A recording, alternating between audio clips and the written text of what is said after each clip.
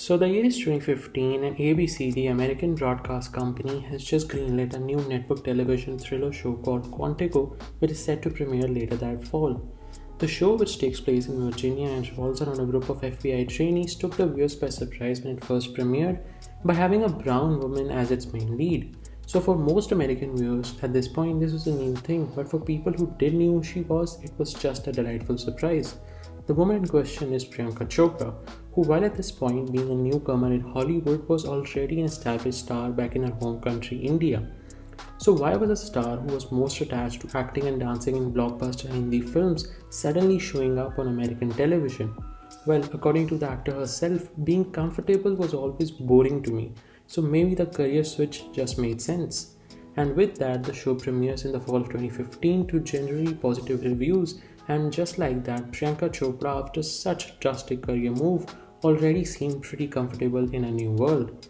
But now, almost a decade on since Quantico first premiered on ABC, Priyanka Chopra is still trying to find her footing in a mammoth industry like Hollywood while still struggling to get work that matches the talent that she brings to the table.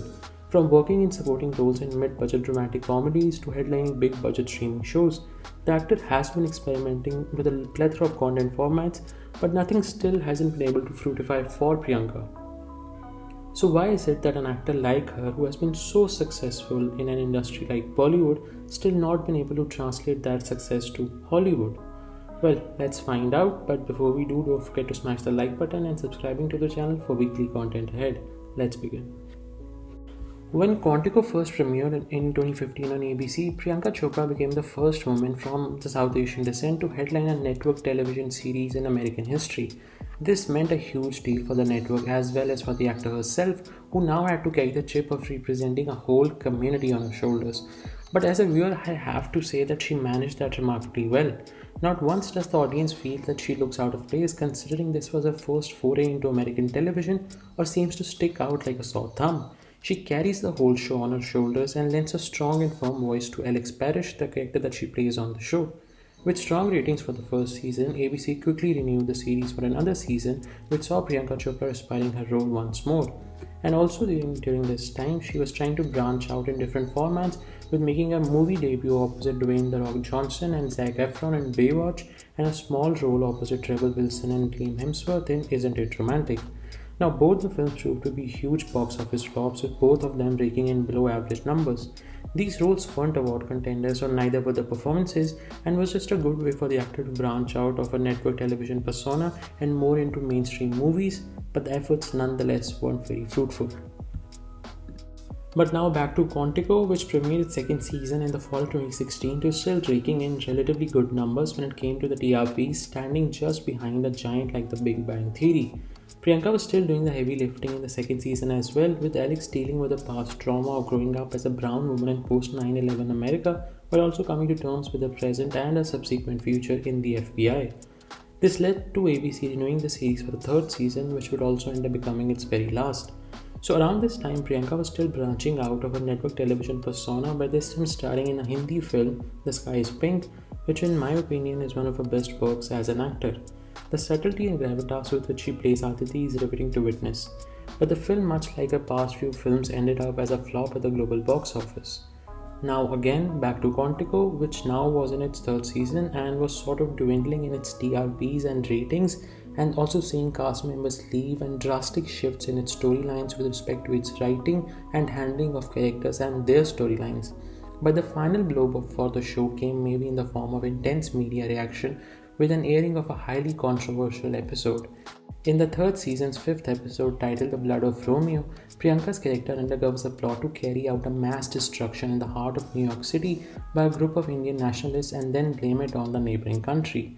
The episode knowingly led to severe media criticism for both the actor and the network, both of whom would later apologize for the insensitive handling of the topic. With the ratings now dwindling and a final blow that drastically impacted the show, ABC cancelled the series in August 2018, with the finale of the third season being the last episode for the show.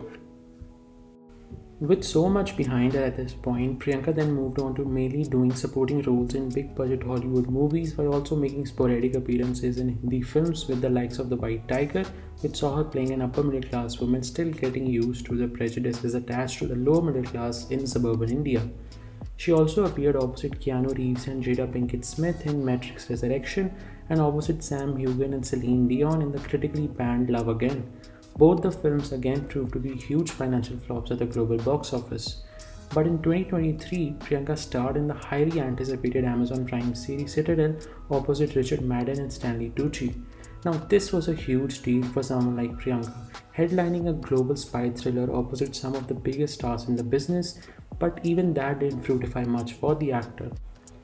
Now, I have many thoughts about Citadel. The first one being that if Amazon was willing to put in $300 million into the show, did they really not want to put in any effort into the writing of this show? Because believe me when I tell you, it is so excruciatingly painful to witness dependable actors hamming their way on screen just because the writing never lets them flourish.